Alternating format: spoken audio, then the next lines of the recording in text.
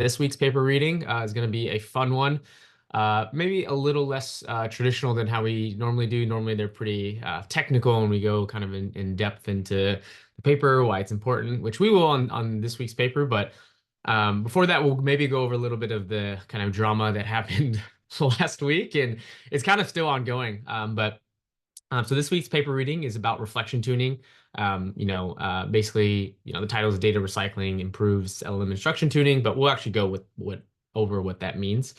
But today with me, I have a pretty awesome guest, friend, researcher. If you haven't seen his work, you should definitely check it out. He's also an archive author, but I'll let Rohan, introduce himself. Yeah, hey guys. I'm Rohan, founding research engineer at Reworked. We focus on web data extraction. So some of our customers actually use us for creating fine-tuning data sets and RAG data sets for their use cases as well. But I've worked on language models since around 2019. Most recently put out a paper called GZIP predicts data dependent scaling laws, showing that scaling laws for language models are sensitive to the complexity of the training data that they're trained on. And yeah, generally I'm super interested in these like data-centric approaches. So when Dat suggested that we could hop on and talk about this data recycling approach from last year, sounded interesting. Looking forward to diving into this paper with you guys. Awesome. Thanks for the introduction, Rohan. Sorry, I literally just got off a call with someone named Rohit. And I was like, so sorry about that, Rohan. But yeah, my name is Dat. Most of y'all know me. I'm a solutions architect here at Arise. So a lot of building, love these research papers, love being in the space. And Rohan is a very big part of the AI community here in SF. So I just wanted to add a new face to the mix. But let's go ahead and get started. I think while people are coming in, I just wanted to quickly plug Arise Phoenix. I think most of y'all on the call should know what Arise Phoenix is, but if you don't and you're building, LLM applications and you want a great open source tool to understand, hey, what's happening? Can I get some sort of observability? You can add like a few lines of code, and then you can kind of get things like traces and really get a good sense of what's happening in your application.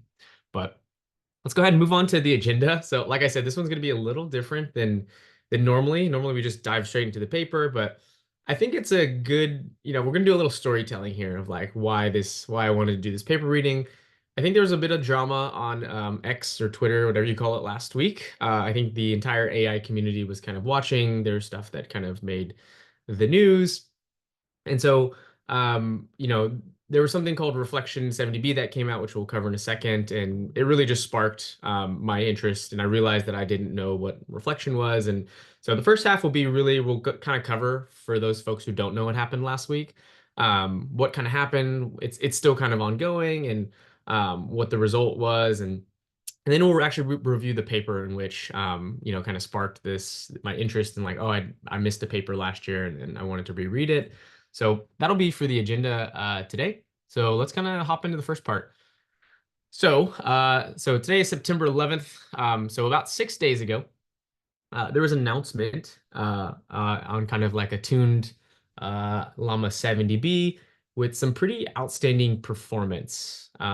This was a pretty important breakthrough because I think it was a mid-sized model that kind of on par or equaled some of like the best models in the world. And I think what a lot of people um, kind of thought would like this was like a major breakthrough for kind of a stepwise function for LLMs. But so I kind of got word of this on Twitter, but Rohan, not sure how you kind of heard of it, but so let me actually pull this out over here. And so the next day, you can think, news gets out that hey, like there's this like mid-size, like there's this new technique called reflection tuning that basically made a mid-sized model perform super, super well. And that there was an expectation that they were going to run this technique on a, Llama 3.1405B. And who knows, that might have gotten us like an amazing kind of model out of this that maybe outperformed. And the coolest thing is like it's open source, right? And so that was my take, Rohan. I don't know what yours was, but when I first started, I was like, "Ooh, what is this?" And I realized I had no idea what reflection even meant, and then hence this paper. But what's your take, Rohan? Yeah, when I first saw it, I was pretty skeptical. Like usually like the general consensus right now in the research community is that a lot of these evals have become sort of like good-hearted, which refers to Goodhart's law, where as the goalposts, like once you define a metric of success, um, that metric ceases to be a metric and becomes something that people try to solve in and of itself, right? So when MMLU was first proposed, it was a pretty good metric for measuring whether a model had all this kind of knowledge and reasoning ability. But as more and more people started using MMLU to focus and improve on their model performance, in some sense, we overfit to MMLU. No one's training on MMLU, that's not what I'm saying. But people themselves, trying to push performance on MMLU, that reduces the usability of MMLU for measuring overall kind of model intelligence. And like that, I think that people have started realizing this over the last several months. And this was sort of like the nail in the coffin for me. Like if these results were true, then like we can basically, they're like trivial ways to do a fine-tune, enrich data in some way that scores amazingly on a lot of these metrics in ways that intuitively shouldn't be possible. But at the same time, there's like other people in the like really respectable people in the community who believed it on upon first glance. So like some OpenAI people thought that it was seemed pretty legit, and that makes you think like the kind of synthetic stuff, the synthetic data stuff they might be working on at Frontier Labs is probably like there are probably directions that are along the same lines. Yep. And I was a little I think the GSM 8K at 99.2 was Yeah. I don't know about that, man. But anyways, some people were like it was just a big announcement and it got like everyone kind of heard it. And of course, it did make the news, right? There was a couple of like people wanted to interview these people. There's this thing on YouTube and anyways, okay. Let's bring us back to September 7th, 2 days later. Um, so this was released on Hugging Face, and then people tried to recreate the results, right? Like as any good research, should be vetted by kind of your peers. And the long story short is actually like people actually couldn't recreate the results. Some people thought the performance results kind of equally matched Llama 3. It just didn't perform like the announcement kind of said. Um, and then this is where things kind of kind of took a turn.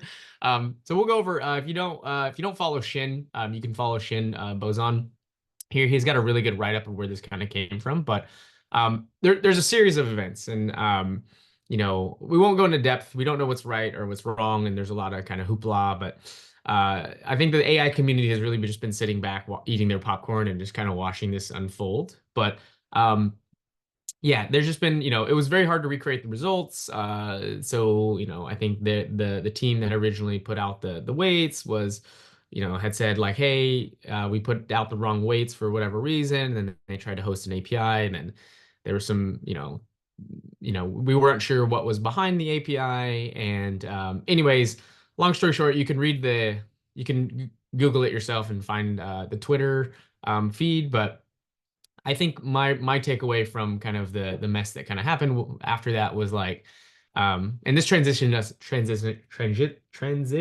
us into this week's paper, but really the AI community investigated this, but ultimately couldn't be verified.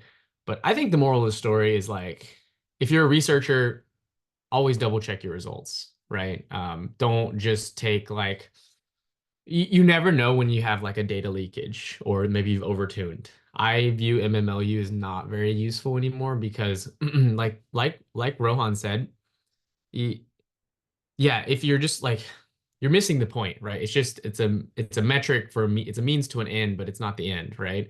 And the other thing is like we don't like there could be data leakage, like our models are just getting better and better. And I really like private tests, like private data set tests that people have curated and Um, and then the other thing for the community, it's important to verify other people's work. And so that's what I would say the moral of the story is. But Rohan, would love your take on maybe the messier events afterwards. Yeah, no, I totally agree with you there in terms of like methodology. Yeah, research like the traditional kind of advice in academia is there's like a saying, I don't remember who it's attributed to, and I forget the exact wording, but like basically if you perform really well on a benchmark, it doesn't mean that your method worked. It means that you have a bug in your code, like something along these lines.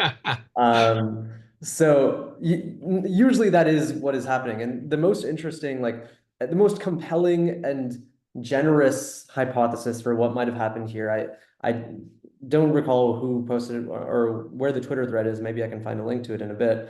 But like the theory is that Matt is actually maybe all not all that technical. He had some like somewhere in his LLM pipeline, he had like some call to some like so like Helicone. We sort of use this at Rework, like Helicone. There's OpenPipe. There's some of these tools that sort of do this caching for you. I'm sure, yeah, I'm not sure, Arise, if you guys have like a caching, like a prompt caching type of uh, offering as Yeah. well. But the theory is that like maybe he had something like this in his pipeline, and when he tried running the reflection weights that were given to him by I think he was working with Sahil, Yep. the something failed in the pipeline, and instead of going to reflection, it instead went to like the Claude API or something like this. And then he benchmarked it and he was like, wow, like this is crazy. The performance is so good, entirely forgetting that he had this like caching layer or routing layer in the middle. Um, so that's like, yeah, the most generous theory. And like then after that, he like deployed it, showing like the privately hosted endpoint was like on his own machine. It had the same kind of routing thing. So then when everyone else came and tried to test it, they were getting Claude responses. And it wasn't him like trying to actively Yeah. redirect them to Claude, but just that's the way his like proxying service was set up. Yeah. And then once he realized that that was in the middle, then he sort of went silent for 2 or 3 days, and that's like the most generous theory, painting Matt as like not a malicious person. Yeah. Uh, but who knows? Who knows? Yeah, it's, I'm not going to speculate on intention, but just maybe focus on the facts. But I totally like it's definitely possible, and I just think it's very important to always double check your work. But I love that take, Rohan, perfectly. And so that brings us into this week's paper, which is not actually a very long one. So actually, the paper is very short, actually, but novel, interesting technique. But I had just never heard of reflection tuning. And so I was like, oh, this would be great because with all you can think the latest drama and that, so some folks haven't heard of reflection tuning. So me myself being one of them. It was a paper that came out in 2023. And so something I'd missed, but definitely. So this won't be a super long paper read. Actually, the idea behind it is actually pretty straightforward.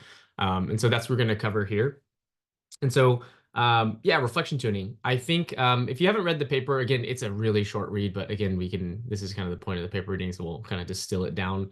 Um, I think the premise of this paper is like, here's kind of some of our axioms. So I think we know that like LLMs are like they're token classifiers, right? The reason why they feel helpful is because we also give them instructions. So it's like, hey, you're gonna help the user, with X, Y. You're a helpful assistant doing X, Y, and Z. I'm sure y'all have seen that, but basically LLMs are given instructions to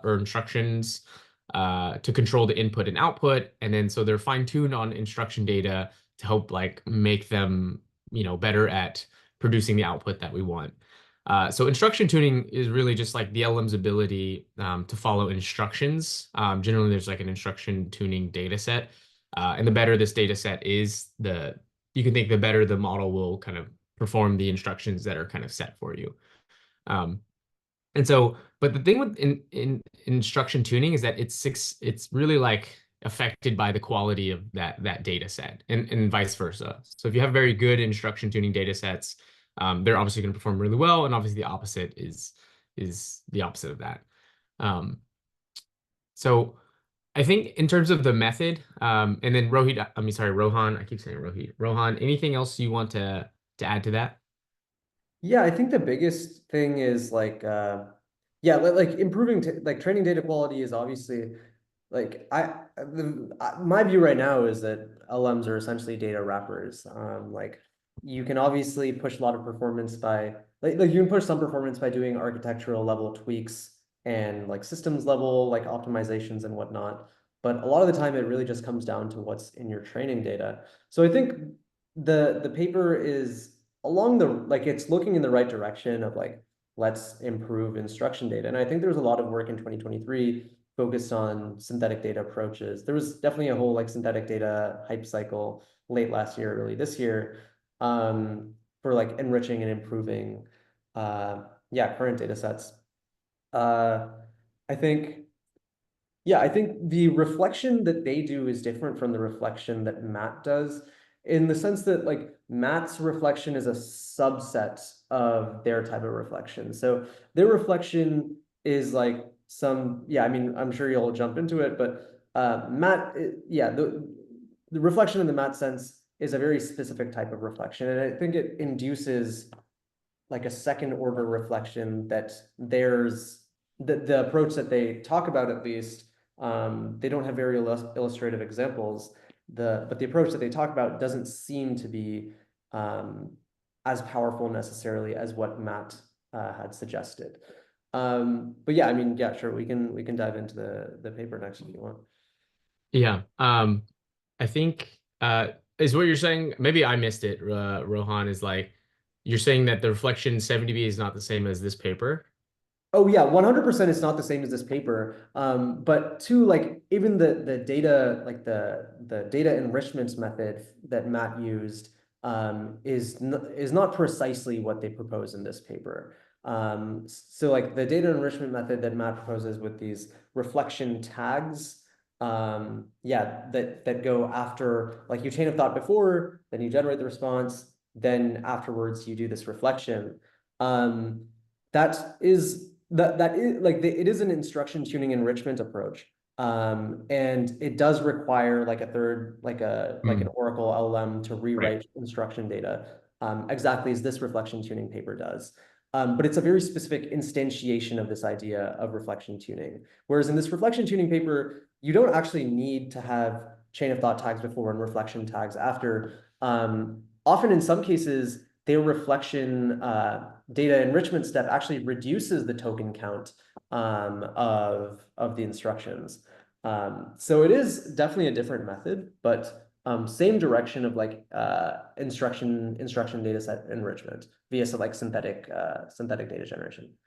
Gotcha. That makes sense. I didn't even realize that, to be honest with you, Rohan. So I'll maybe cover this paper and then maybe you go into depth of like the major differences because the reduction of tokens is interesting, and then you have tags as in like metadata tags to Yeah, yeah. interesting. And then those tags are being produced by an Oracle model. Exactly. In Matt's approach, but in this one, as far as I could like from my reading, there's no mention of tags or anything. Tags, right? No, there isn't. Okay, so let's maybe cover this paper and we'll go over the differences. See, I'm learning on this one too. Um, I think the reflection tuning method. So for those who don't know what an Oracle model is, that's a new word for me too. Oracle model is just like, I don't know. In this paper, it's like like your best model, right? It's the thing that is going to be doing the chain of thought or tree of thought, whatever it is, to improve this particular data set or set of tokens, if you will. Um, and so I think the novel approach in this paper was about improving both instruction and response pairs together.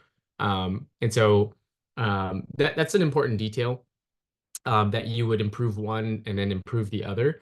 And this ultimately increases those pairs on like the pair data using the Oracle model. So you imagine you use a good model to basically chain of thought or tree of thought on the maybe the original data that you had, the instruction and response pairs.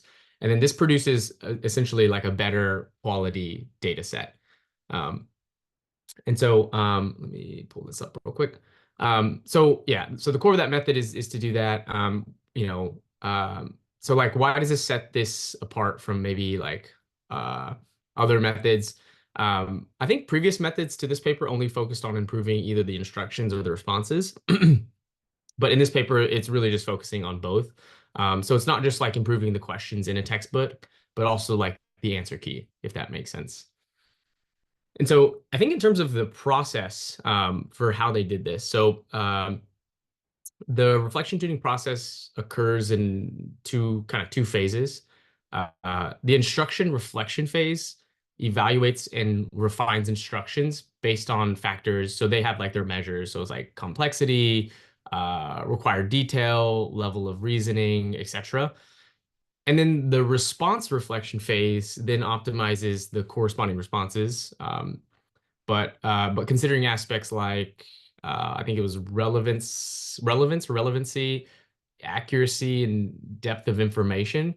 And so this kind of two-phased approach ensures that like both of the components of this like instruction response pairs are optimized, and then potentially leading to more effective instruction tuning.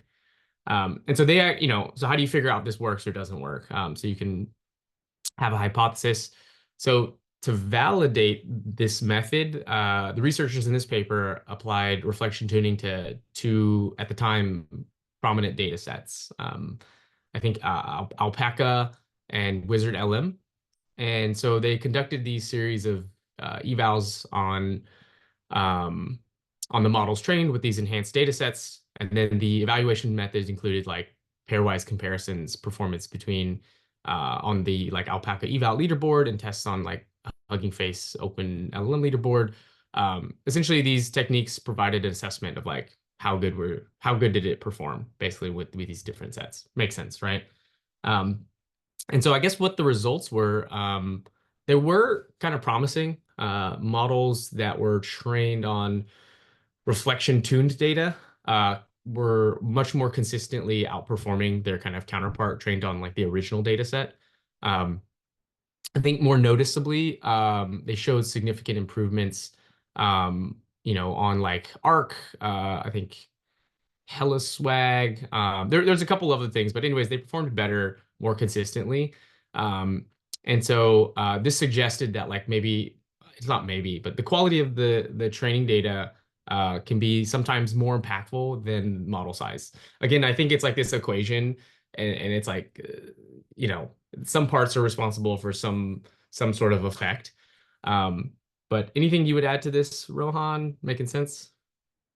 Yeah, no, your last comment on model size versus data quality, this is basically exactly what my GZIP scaling laws work a few months ago investigated, where basically the assumption early on with the scaling laws literature was that your scaling law for performance is agnostic to the type of data you're trained on. But what was found anecdotally in the literature in the few years following that in 2022, 23, was that there was specifically a DeepSeek paper where they found that as you increase as you clean your data, as your data gets cleaner and cleaner, you pass it through these processing steps, the scaling law that emerges requires less data to reach higher levels of performance. So yeah, my GZIP scaling law paper investigated that in like a more rigorous kind of controlled setting, showing that you can actually measure the cleanliness or complexity of your data using GZIP compressibility. So it's a similar idea to what we see here, where focusing on data quality can often be a much more powerful lever than just pushing model size or collecting even like a ton of data. Um, so yeah, I think definitely there's been a lot of focus as a result of those realizations on like getting high quality data, focusing on data filtering, and so on. The other famous paper in this space is like textbooks are all you need. So yeah, no, I think it's an important Yeah. direction. Yeah, I did link the paper. If you hadn't read Rohan's paper, you should definitely check it out. I found it super, super interesting, especially the novel method of using gzip instead of like some sort of form of like um, I don't know, entropy, if you Yeah, will. entropy, exactly.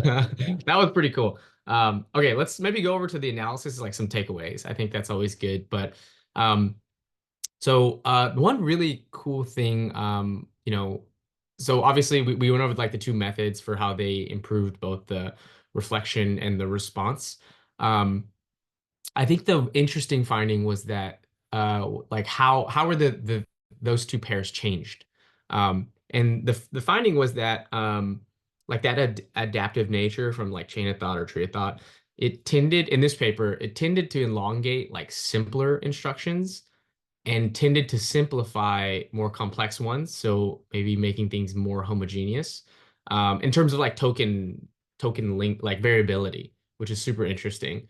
Um, and so it's just very interesting that that was like the approach and that maybe it like that demonstrates versatility across maybe different types of instruction tuned data sets. So like how do you deal with more heterogeneity in those like because every data set might be different and looks different.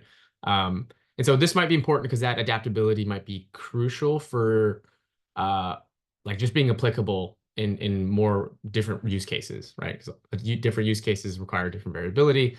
And so when I think about the conclusion of this paper, it's like really it could have like at the time it was a promising method for enhancing the quality of instruction to data sets. I think it's just if I had to put it very simply, you're just increasing the quality, not using a human. You're basically recreating like instead of having to pay, people to review the data and make them better or worse, you're just having kind of an LLM do it via chain of thought and then you're measuring it. But um Rohan, I'm just curious, what's your take? I'm curious to understand because I didn't realize that this method was completely not different, but a different take from. So if you want to walk us through that, I think that'd be great. Yeah, I don't recall the like super specifics, and I didn't read too deep into it, and it turned out that it didn't work, or like it is possible that it didn't work. It seems like they might have never trained like a model or something. Like I don't think anyone's actually gotten access to the weights of Right. the model that was supposedly trained via reflection tuning yet. So yeah, the general idea here seems to be that like chain of thought allows you to like before you make a decision, before your model says anything, it allows the model to take some time to spend some tokens thinking about what it wants to say. And the idea with reflection tuning is like Matt's reflection tuning is like sort of the like I guess it's like another side to it that after your model makes a like says something and makes a decision, it can reflect back on what it planned to say and then change its thinking there, blah blah blah, before actually finally saying it out loud.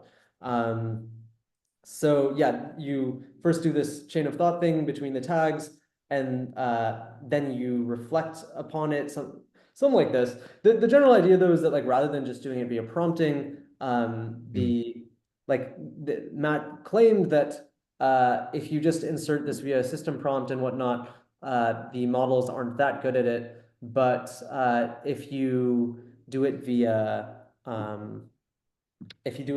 like if you improve the instruction to if you improve the instruction data set and retrain your model on that, then you get improved like reflection types of performance. So that's like what his yeah. hope was with this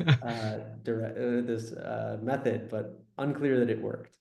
Yeah, I don't know if we'll see a white paper. That's probably why I didn't see it. But thanks for clearing that up. Had no idea, Rohan, that yeah, the caching layer stuff too.